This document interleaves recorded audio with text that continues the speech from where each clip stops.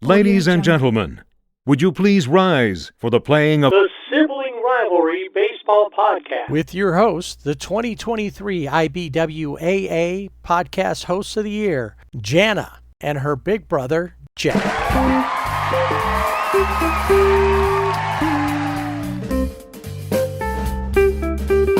It has been a while since we have been together on Sibling Rivalry Baseball Podcast, and it's just me tonight. Jeff is out of sorts and not feeling great, so best wishes to him as he feels better. He'll be back next week, and hopefully, I hope so, because last time he did an episode by himself, and now I'm doing an episode. We did try to do an episode when we were actually together in the same room, and we had a lot of technical difficulties, so we weren't able to do it, but we did make it out to a Dodger game, so that was a lot of fun, and we'll have to talk about that and theories on whose fault is it, because every time I go to see the Dodgers play, I have been 3 times in Los Angeles. Now, I've seen them multiple times in other areas playing, but and they usually win. Now, Planet Head will say it's because he's watching the game with me. But when I have been to Dodger Stadium, they lose. So anyway, we'll talk about those theories next week. But first, Sibling Rivalry Baseball Podcast, you can catch us and follow us on Twitter at Sibling Rivalry BB without the A, and on Instagram and Facebook at Sibling Rivalry BB with the A. And we do have a website with some Fanatics links, siblingrivalrybb.com. Does need some updating. I got some time this summer. I will be doing that. But let's just get right to the Dodgers. I'm not going to go through every series because there were quite a few. In the time since I have been on the podcast, they played the Mets, they played Cleveland, they played the Yankees, they played the Mets again, then they went to St. Louis, and then they went to San Diego. It's time for Dodger baseball. Since May 22nd, they have a 10-9 record. And that is through the series that they just finished with the Padres, which was a huge series. The Dodgers actually win that series 2-1. And, they weren't great on the road when they were in Queens. They lost that series. And then they split the series with the Mets when the Mets came to Los Angeles. They did play against the Yankees really well. That was like a hyped series. Everybody was excited for that series. And one of the games, the Dodgers, they just whooped the Yankees 18-2. In Cleveland, they won that series 2-1. St. Louis, not so great. The offense was really sluggish. Dodgers do end up winning one of the games. In this game, this last game with San Diego, one of the highlights, Teoscar Hernandez hit his first home run since May 21st. So would like to see more home runs, more hits from Teo. Shohei seems kind of out of sorts, kind of how I feel today. Jeff said he was out of sorts. I think I'm a little out of sorts, a little bit discombobulated without him here doing this podcast. But we're going to get through this because we got to talk baseball, and I haven't talked baseball in a while. Interesting stat about Max Muncy. If you noticed, he's been wearing goggles or glasses like Kike Hernandez has worn. He went to the same doctor, found out he has good vision, but he has astigmatism. So Max Muncy without glasses, 28 games, a 180 batting average, no home runs, 4 RBIs, 34 strikeouts. Since getting his glasses, over 29 games, he has a 275 batting average, 8 home runs, 30 RBIs, and 18 strikeouts. So we're getting the Max that we know and love, the Funky Muncie Max, and it's good to see him. Now, one of the game in St. Louis, Yoshinobu Yamamoto, he has a 6-4 record with a 2.20 ERA, 86 strikeouts, a 1 whip. The thing is, he is pitching great. And he had 9 strikeouts. I think he had 9 strikeouts against the Cardinals when he pitched. But he gets no offense from his teammates. It's like when he's on the mound, it's one or the other. You either get great pitching or you get offense. And the two have not yet combined for Yamamoto, but he's been doing great. Just some stats here. The Dodgers, they have left 3.24 runners in scoring position, where that 0.24 comes from per game. They're number 9 in MLB. The bullpen has thrown 200 plus innings since May 22nd. That's the most in MLB. And LA starters have 6 plus innings, 18 times they've gone this season. And that's the 4th fewest in MLB. And they have 17 quality starts, and that's 5th in MLB. And a lot of that, of course, has to do with all of the pitchers that are on the IL for the Dodgers. When you look at the Dodgers IL, they're all pitchers. And that also came into play in the San Diego series when San Diego just beat up on the Dodgers 11-1. Dustin May started that game, but Dustin May, I don't know if he needs to go to the bullpen, but as a starter, he's really shaky and he walks a lot of guys, doesn't strike out a lot of hitters, and that really hurt them in that game because they needed Dustin May to go 5-6 innings before they went into the bullpen, because the last game of that series was a bullpen game, and they had to, what were they going to do? And the night before, in the first game, they had used, the Dodgers win that game 8-7, really exciting game, but they had to dig deep into their bullpen, and that has really hurt the Dodgers. So that 11-1 loss, lots of talk about Kike Hernandez coming in the 6th inning to pitch the rest of the game. He pitched 3 innings in that game. Still only gave up 1 run, has like a 2 ERA, something crazy like that. I mean, for a position player. But what else could the Dodgers do? At that point, they were already down 11 runs. And yes, you hope, they could totally come back. At that point, you could kind of see they weren't coming back. They just weren't. It just wasn't happening. So that's where you end up with Kike Hernandez as a position player pitching. And I got to say, Kike looked pretty good out there. In fact, Jackson Merrill, who said that he was not joking when he said this, that Kike threw him one of the wickedest cutters. I think it was a cutter that he had ever seen. And he struck him out. So, or on that one. So, yeah, I mean, I guess Kike could be our secret weapon. Obviously, we don't want to use him all the time. But that really highlighted the Dodgers pitching woes. And if we look, you have Blake Snell with shoulder inflammation. Now, he did throw a bullpen in San Diego, said he felt good, and hasn't had any pain for the last 2 weeks after his bullpen didn't have any pain. So that's a really good sign. And he was in San Diego with the team. Tyler Glasnow has right shoulder inflammation.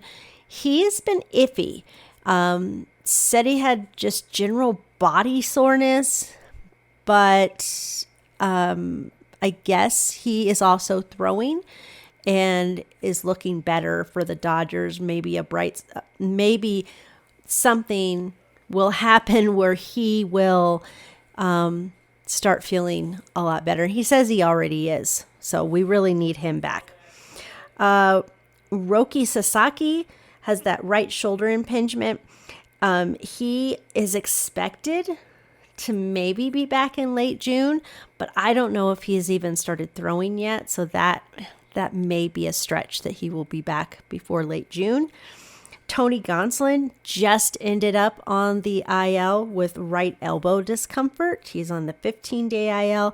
Definitely not something that the Dodgers needed. Luis Garcia, a bullpen piece, right adductor strain.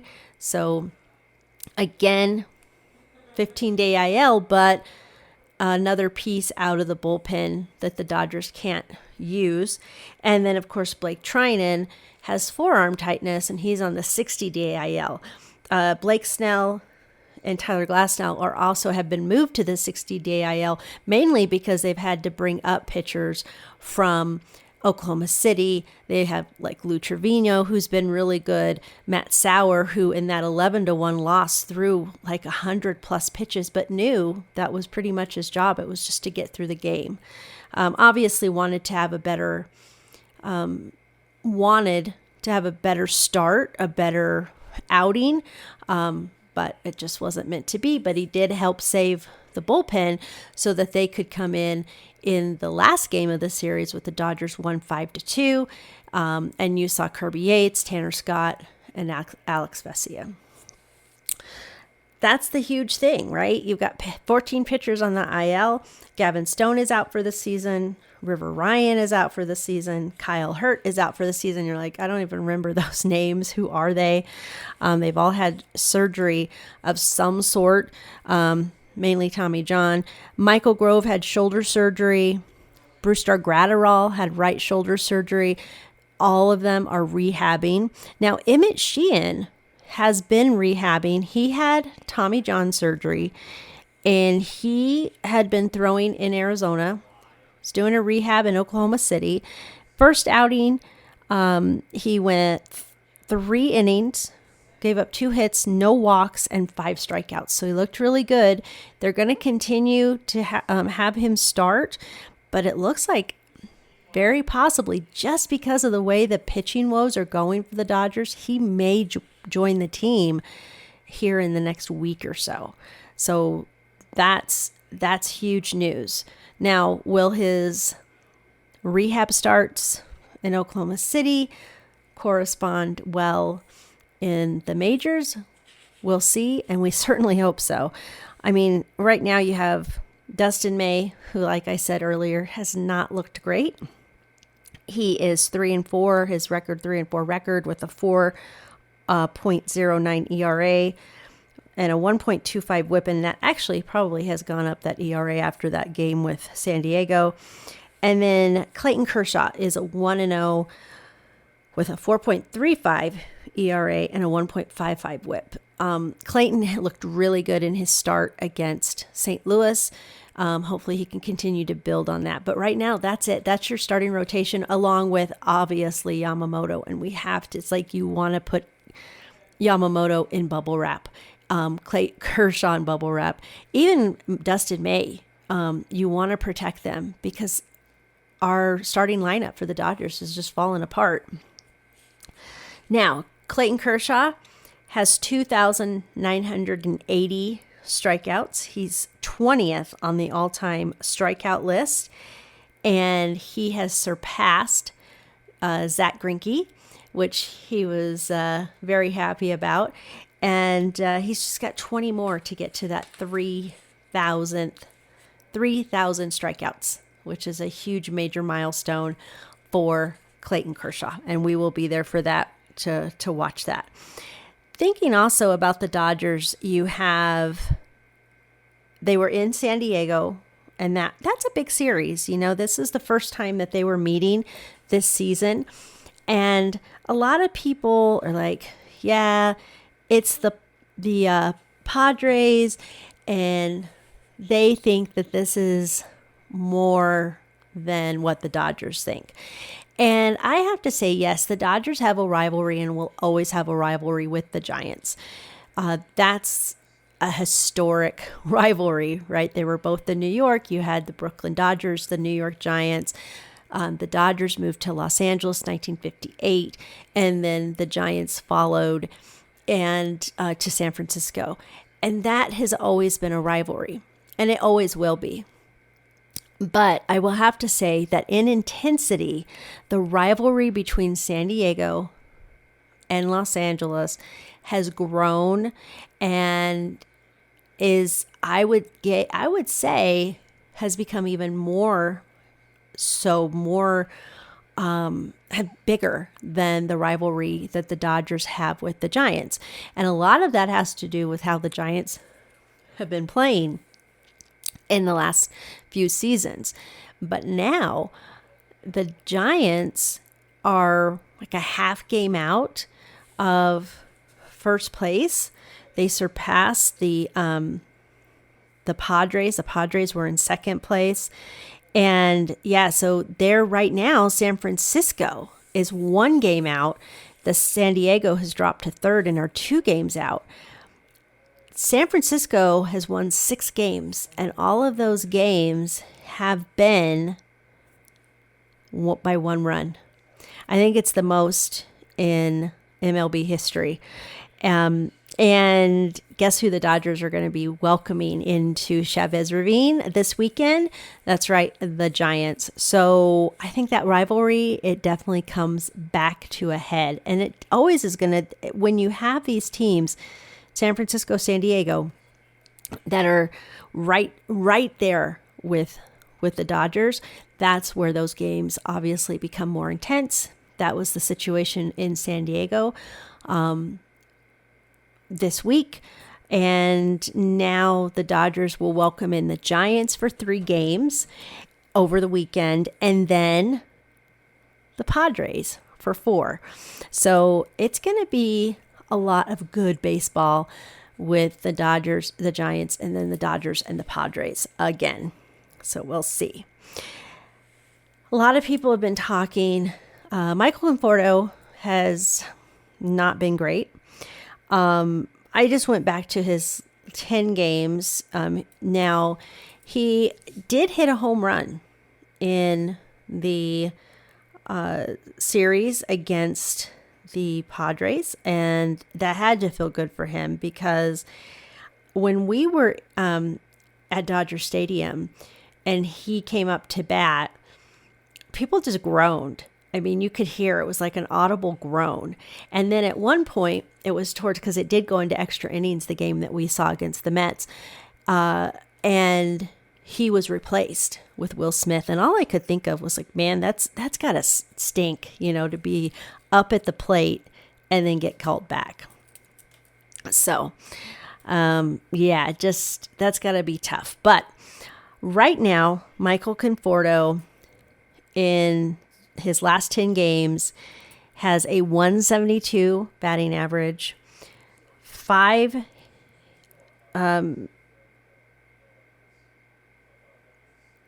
hits. Actually, he's got 6 hits. I think he's got 7 hits there, and 2 home runs. And he has just been,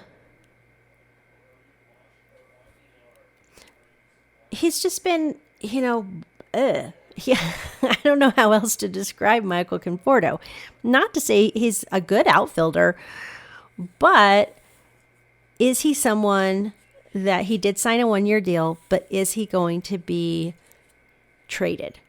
Lots of talk about the trade deadline, and lots of, things have to come into motion with that. I don't know. Who would you trade Michael Conforto for? And that brings up Bobby Miller.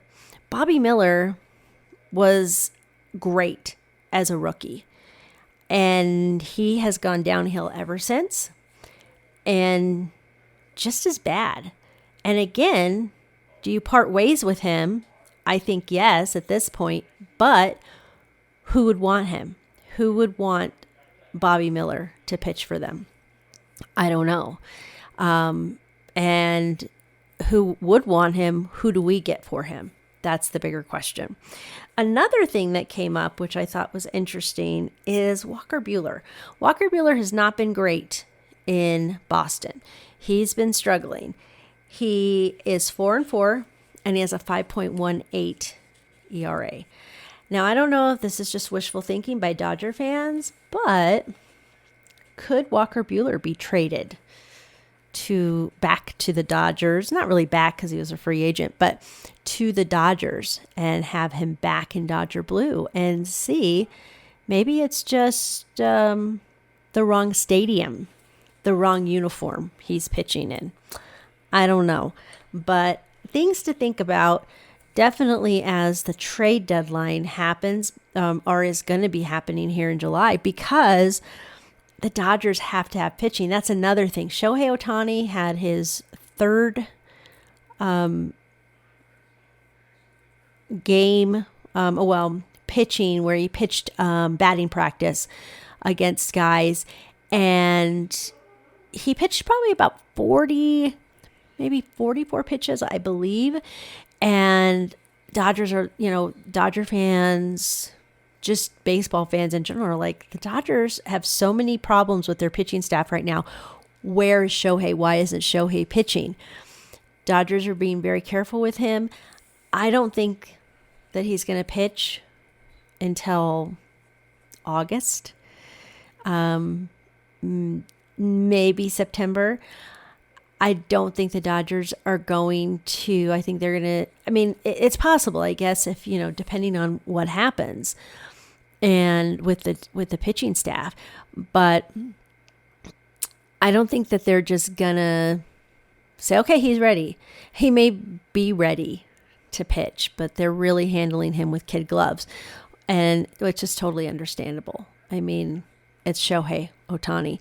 I didn't mention that on the IL is Evan Phillips, and Evan Phillips is out for the season and had Tommy John surgery. So another one, 60-day IL, another guy that has been invaluable to the bullpen. And it's a good thing we had, Tanner Scott, who's figured out what's going on, had some rough outings, but has really been able to get it back together. Kirby Yates is back off the IL, has looked really good. So those are good positive things for the Dodgers. It will be interesting to see how they play against the Giants. This is the first time they're playing against the Giants this season.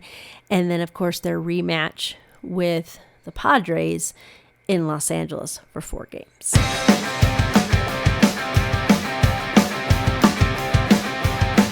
Well, we're going to head down to Anaheim, and since May 22nd, the Angels have the same record as the Dodgers, a 10-9 record. And this is, like I said, since May 22nd. So they played the A's, but I'm only looking at the one. They won a game there, and that was on. But Miami, they lost the series. The Yankees, they were swept. Cleveland, they lost the series. They won one of the games. They were 1-2. Boston, this series really stands out to me.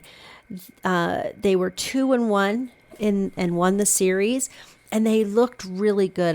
They were just like gangbusters. And Fenway Park opened on May 20th, 1912. And it was the first time ever an opposing team hit 3 home runs in the first inning of a game at Fenway. And the Angels did that. Most people would be like, really? The Angels? It wasn't someone else? No, it was the Angels. They were at home versus Seattle, won that series 2-1. And then they finished up their series with the A's, and they sweep the A's. And a guy that we've talked a lot about on this show, I think Jeff has lamented about him, is Joe Adell. But since May 25th, Joe Adell has hit .340 with a 1.256 OPS, and 9 of his hits in June have been home run, or the 9 hits, the 9 hits in June, 6 of those have been home runs. And his defense is getting better. Maybe he's putting it all together. Maybe he's finally figuring it out. But whatever he's doing, Angels fans really want him to continue. The Angels are currently in 3rd place, and they are going to be hitting the road and playing Baltimore for 3 games, and then they go to the Bronx for 4. So we'll see how those series wrap for the Angels next week. But did you know that the Angels rank 1st in MLB for left on base per game with an average of 12.23? So that's the lowest. 12.23 runners. They average 5.75 per game. Now the Angels rank 1st in MLB on an average of 2.78 of runners in scoring position, but their pitching is 24th in MLB. Now Kyle Hendricks got his 100th win, and Kenley Jansen got his 460th save of his career. So both great milestones for them. The Angels have picked up a couple of players, one of those players being Chris Taylor, a former Dodger. CT3 has become CT33, but he hasn't been great with the Angels, but he plays great defense. He did have, he's been hitting .210. He had a home run and 5 RBIs, but he's currently on the injured list because he was hit by a pitch and it fractured his hand. So he's going to be out for a little while. So best wishes to CT3 now. I'm glad to see that he's back playing, somewhere. And what better place could it, just right down the road, gets to stay in California in Anaheim. The Angels and the Giants did have a trade. Lamont Wade Jr. was DFA'd by the by the Giants. The Angels picked him up in exchange for cash. And Wade, like I said, was DFA'd by San Francisco. The Angels pick him up, which comes in handy because now you've got Chris Taylor on the IL with a fractured hand. And depending on where that fracture is, the bone, is it minor? Is it whatever it may be? How soon is he going to be back playing? So Lamont Wade Jr. With the Angels. And Nolan Ryan Shanuel, as Jeff always likes to say, he leads the team in batting average, 273, and a 7.53 OPS. So, like I said, the Angels they're getting things together. They're putting things together. They're playing better. Trout is back. I don't know that he's necessarily had a huge influence as far as at the plate, but I think he's had a big influence in the clubhouse, being back in the, in the dugout. I think that's huge for the younger players with the Angels.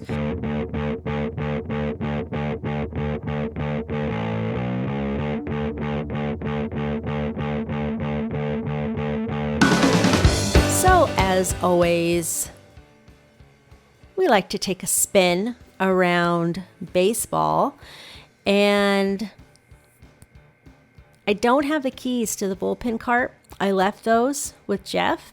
I forgot to bring them back. Not really skilled at hot wiring, so I think I'll just take a stroll around baseball. And let's talk about the MLB Players of the Month.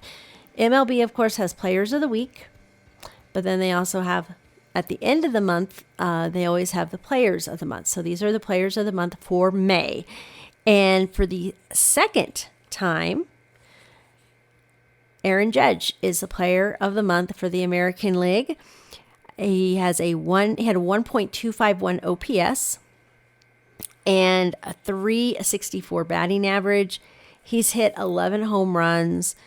His on-base percentage is just, Aaron Judge is just doing stuff that I guess we just expect of Aaron Judge, but his on-base percentage is .453 and his slugging percentage is .798. So, but that OPS of 1.251 is just crazy.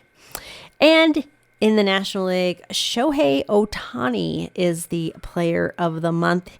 Shohei hit 15 home runs, .309 batting average, a .398 on-base percentage, and a .782 slugging percentage. For pitchers of the month, we head to Kansas City for the American League pitcher Kris Bubic. Had during the month of May, a 0.56 ERA, and he allowed 2 runs all month, which is like that. That's crazy. That's crazy good. And then National League, Robbie Ray of the San Francisco Giants had a 1.38 ERA, 45 strikeouts. He had allowed 1 run or fewer in 5 of his 6 starts, completing 6 innings in all 6 outings. And those are those quality starts that we talk about. Dodgers definitely need those quality starts, but they're not getting them.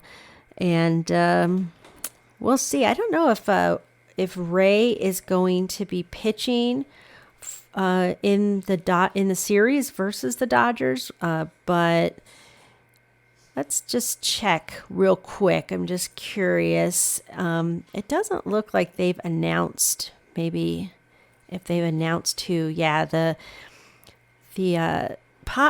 Giants have not announced who's pitching, because it looks like for the Dodgers it's going to be Yamamoto, Kershaw, and May.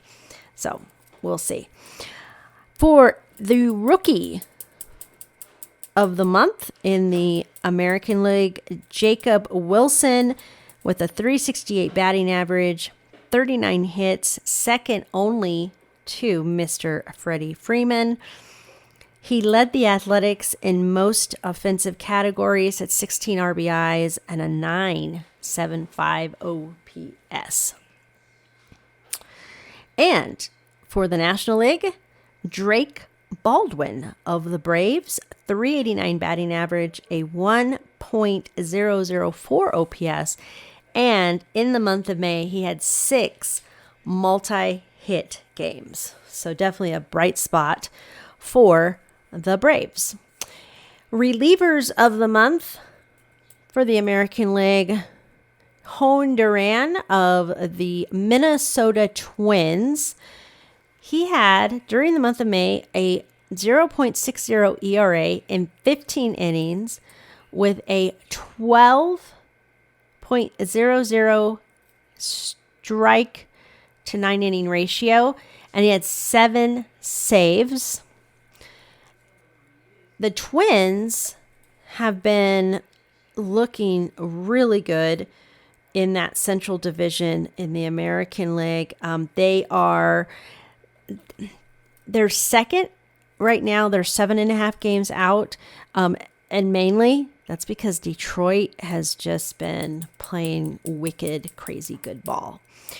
In the National League relievers, Edwin Diaz of the Mets, he allowed 3 hits in 11 1/3 innings, and he was unscored upon in 11 appearances during the month of May.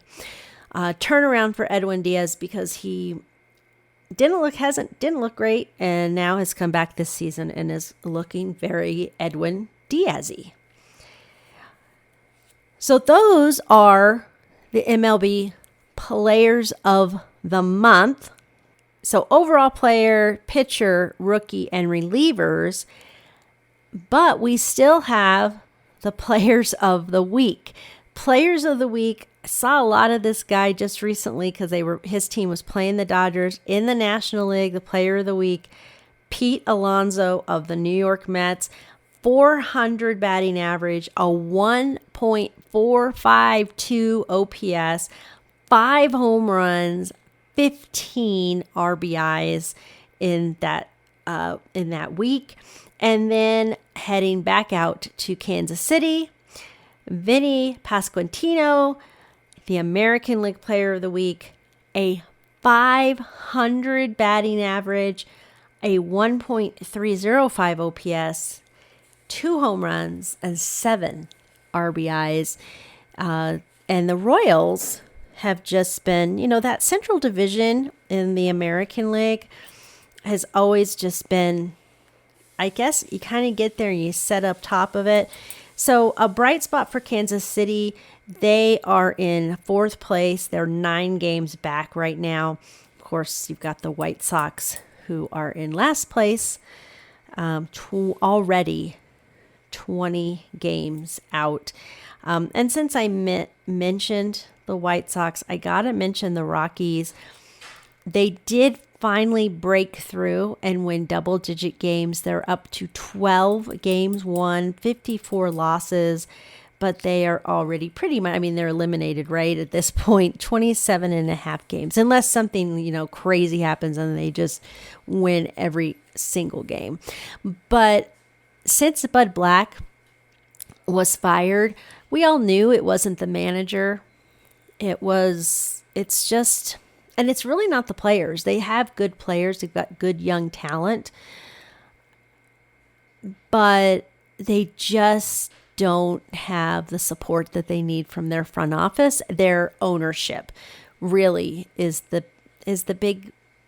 biggest thing here. Their ownership just stinks. And in games I have seen at Coors Field, there are now fans wearing paper bags on their heads because they're Rockies fans, and Rocky fans have always been they're good baseball fans. They're passionate about the game, but it's hard to be passionate about the team when they're losing. And it's a tough one.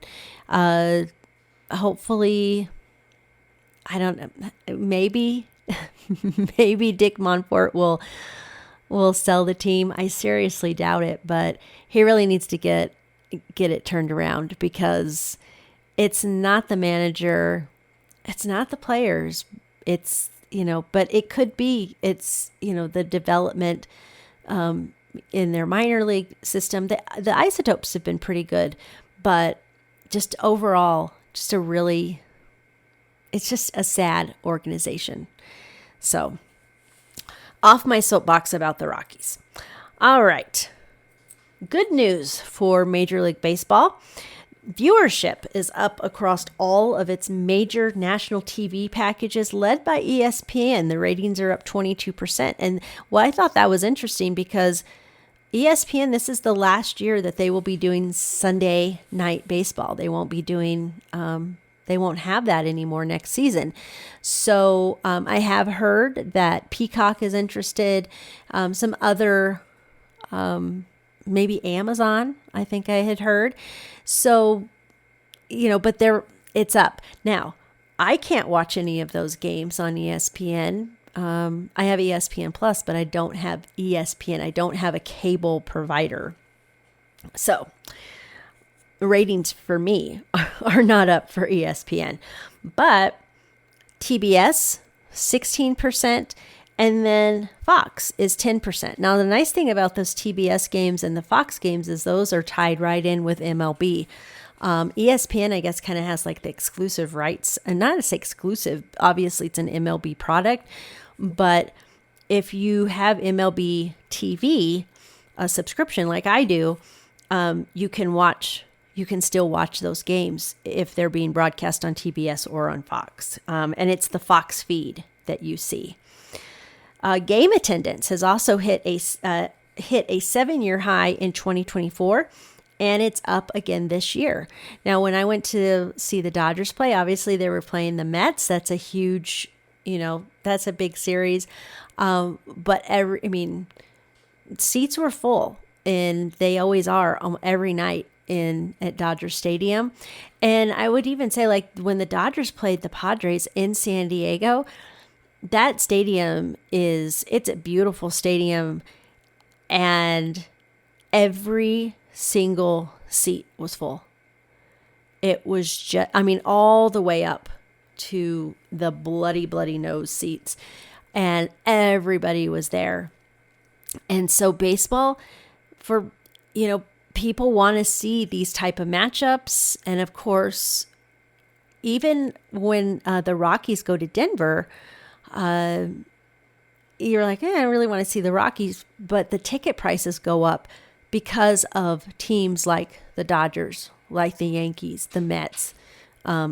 So it's good. Game attendance up for Major League Baseball, and that's a good thing, and viewership too. So love that. Let's talk about Seattle's catcher, Cal Raleigh. In the last 15 games, Seattle was 4-11. And I say last 15 games, this is like last 15 games since June 9th. Or actually the weekend. So say Sunday, the 8th. In that time, Cal Raleigh has 10 home runs and hit 20 RBIs, or had 20 RBIs and hit 10 home runs. This is the first time in Major League Baseball history a team had a 15-game span where one player had 10 home runs, 10-plus home runs, and 20-plus RBIs, while no one else had more than one home run or 5 RBIs. So Cal Raleigh is he have the Mariners on his shoulders right now. He's just playing unbelievable baseball. Now, another stat that I love, Tampa Bay Rays, they are the first team in Major League Baseball history to have their starting 7, 8, and 9 hitters each have multiple extra base hits, including a home run in the same game. Christopher Morel had a double and 2 home runs. Danny Jansen had a double and a home run. And Taylor Walls had a double and a home run. That's the first time that's ever happened in Major League Baseball history, where you had 7, 8, and 9 hitters each have those extra base hits, multiple base hits.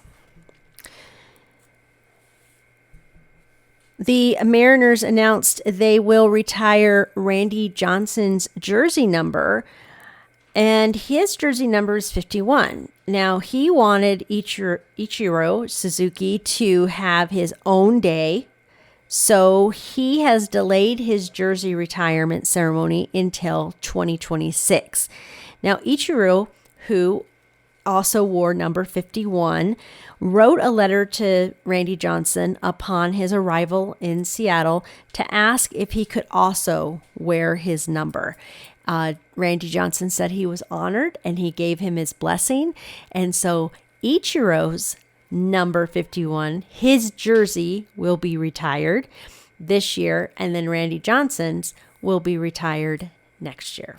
So it's very cool that they both get their own day, but that they could have done it together. And I'm sure that Ichiro would have loved to have been there with Randy Johnson, but Randy Johnson, being the guy that he is, wanted Ichiro to have his own special day.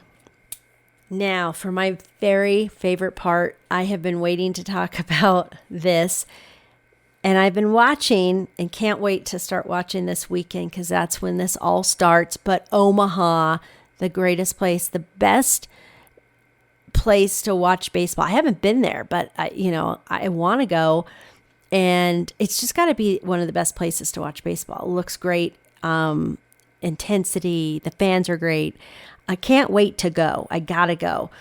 But College World Series this weekend, we've got the teams. We know who they will be. And one thing is they are not going to be the same teams from last year. because no college baseball team that made it to the College World Series in 2024 made it this year. And that hasn't happened. That's the first time that this has happened since 1957.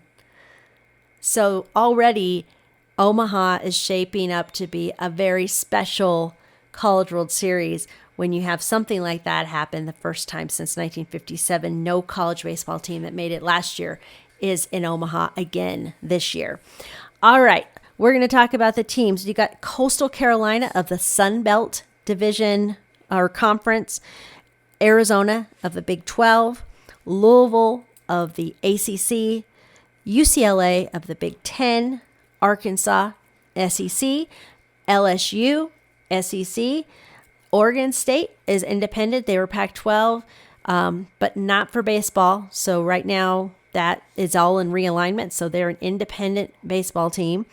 And the surprise and just amazing, was able to watch that game when they played Duke, Murray State, from Murray, Kentucky, in the Missouri Valley Conference.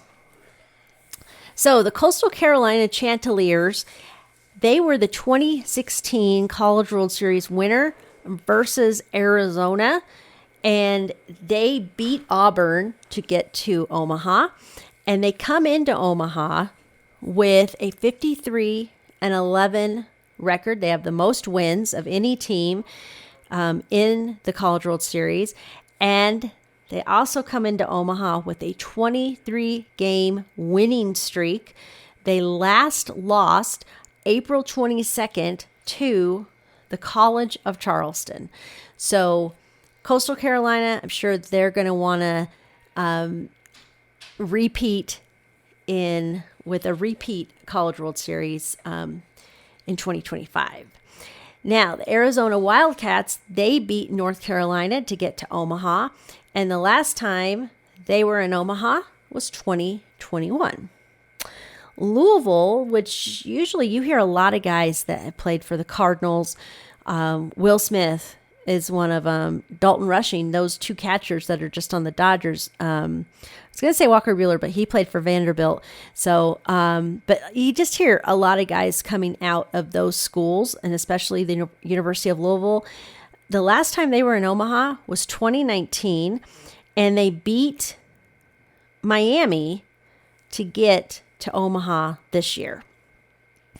UCLA, their last time in Omaha was 2013, and usually these are the type of teams: UCLA, USC, Cal State Fullerton, San Diego State, University of San Diego, Stanford. Those are the teams, all those California teams, and the representative here, UCLA, last time 2023 at the College World Series. This is their sixth time in Omaha, and the Bruins got to Omaha by beating the University of Texas San Antonio.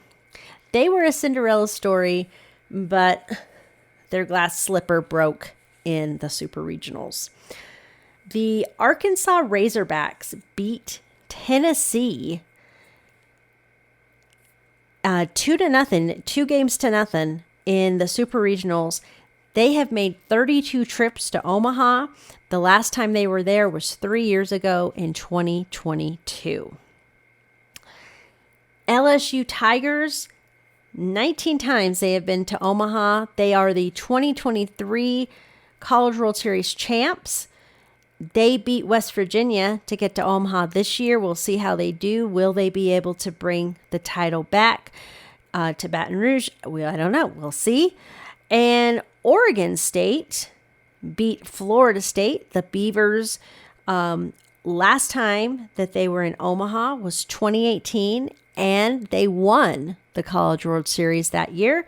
This is their 8th time in Omaha. And Murray State, this is their first time in program history that they will be in Omaha. They beat Duke to get there in the Super Regionals. And they're the Murray State Racers, and They are the Cinderella team.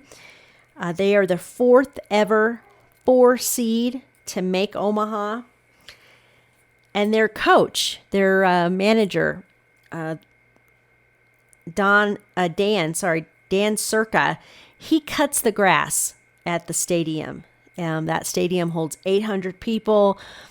The padding on the outfield is peeling off. They need new padding, but they are going to Omaha. So it will be exciting, and it's on all of the ESPN channels and ABC, and you gotta watch the College World Series. Some of the best baseball that you are gonna watch is gonna be in the College World Series. Bracket 1, those games start tomorrow. Coastal Carolina plays Arizona, and Oregon State plays Louisville, and that is in bracket 1. Saturday games start with bracket 2, and that's UCLA versus Murray State and Arkansas versus LSU. So you've got the 2 SEC teams playing against each other. We'll see who comes out. It's like the battle of the SEC in Omaha. And like I said, those games start on Saturday, and Omaha, the College World Series runs through June 23rd. So don't miss it. You gotta watch college baseball. It is excellent. It's just great. All right, let's take a look at the Wheel of IL. In Arizona, not what Diamondback fans wanted to hear. Corbin Burns out for the season, Tommy John surgery. In Atlanta, AJ Smith-Shawver, also Tommy John surgery. In Baltimore, Jorge Mateo the shortstop is on the IL with left elbow inflammation.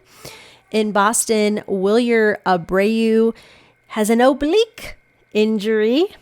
Too bad Jeff isn't here to sing his collection of oblique songs, but hopefully we'll get to hear those greatest hits next week. But Boston, again, staying in Boston, Alex Bregman on the IL with a strained right quadricep. In Kansas City, Michael Massey, the second baseman, has a left ankle sprain. As I mentioned, Chris Taylor with a fractured left hand. And then pitcher Robert Stevenson, who's been coming out of the pen for the Angels, has a stretched nerve. So that's something different. And Jan Moncada is on the IL with right knee inflammation. In Miami, Ryan Weathers has a left lat strain, and he's actually was placed on the 60-day IL. In Milwaukee, Brandon Woodruff has a right elbow contusion. Minnesota starting pitcher Pablo Lopez, this could hurt them. He has a right teres major muscle strain. Not sure how long he will be out, at least 15 days. We'll see. With pitchers, you got to be really careful, especially, they have to ramp up, start pitching, start just throwing the ball, just playing catch before they can even get back on the mound. The Yankees starting pitcher Luke Weaver, left hamstring. Philadelphia Aaron Nola has a stress reaction in his right rib cage. And Bryce Harper is on the IL with right wrist inflammation. In San Diego, Michael King, who has been huge for them, doesn't look like he's going to be back anytime soon. He has a shoulder injury. San Francisco's Matt Chapman is on the IL with a hand injury. And Justin Verlander, who hasn't pitched very much at all this season, is on the IL with a pectoral injury. In Seattle, starting pitcher Bryce Miller has a right elbow inflammation, is on the 15-day IL. And in Texas, Jock Peterson, or as we like to refer to him as Jocelyn here on Sibling Rivalry Baseball. He has a fractured hand, as he was also hit by a pitch, and he is expected to be out for at least 6 weeks. Two quick things. Probably should have said them in around baseball, but I was really super excited about and am excited about the College World Series. Craig Kimbrell was DFA'd by Atlanta. He became a free agent and he signed a minor league deal with the Texas Rangers. And the Nationals have called up Bruce the Bat Dog from AAA Rochester to make his debut this weekend in Washington with the Nationals. He earned the promotion after posting a 1.000 retrieving average in 3 appearances this season. So a 1,000 retrieving average that Bruce the Bat Dog has. So that's awesome. That'll be fun to see him retrieving the bats in the bigs, in the majors. And one last thing. Major League Baseball has opened its All-Star voting. You can vote up to 5 times a day. You can vote for your favorite players, vote for the players you feel really deserve to be there. And I have to say, and I'm going to put this out on all of our social media and just keep pushing it, Andy Pages deserves to be in the All-Star game. He is a Dodgers outfielder, and he has just been great. I mean, if you aren't sure who to vote for when it comes to a outfielder, because you get to pick 3 outfielders. Right now, he has a 285 average, 12 home runs, 40 RBIs. He has a cannon of an arm. In the San Diego series, he was able to get, I think it was Gavin Sheets out at the plate with just a throw that was crazy good. Andy Pages, a vote for him in the MLB All-Star voting. The first stage of voting runs through, I think, the end of the month, and then it will open up. Then they'll look at all the votes, and then they'll go to the second stage. But if you're not sure who to vote for, obviously, if you're a Dodger fan, you can vote for all the Dodgers, vote for all the Angels, if that's how you vote. I don't vote like that. I really do want to see the best of the best. As much as I love the Dodgers, I want to see the best of the best at the All-Star game. And I think Andy Pages definitely deserves to be there. So that's my 2 cents. This is Sibling Rivalry Baseball Podcast. I hope Jeff is feeling better next week and we can really be the Sibling Rivalry Baseball Podcast. Maybe that's what the thing is. We're rivaling each other with episodes. But in the meantime, catch us on Twitter at Sibling Rivalry BB without the A, and on Instagram and Facebook at Sibling Rivalry BB with the A. Father's Day is coming up. Of course, it's this weekend, so you're a little late, but you can always click on that Fanatics link on our website, siblingrivalrybb.com. Get them a gift card. The Independence Day hats are out. They are, I really like them. They're, red, white, and blue, and some of them are a little bit like baby blue, or light blue, I guess. Some are red, but have those colors woven into the logos. They just look really sweet. So, see what those are all about. Pick those up, and you're helping our podcast as well. And I hope you have a great week of watching baseball. Catch College World Series. Find your team that you want to root for. And don't forget to swing away.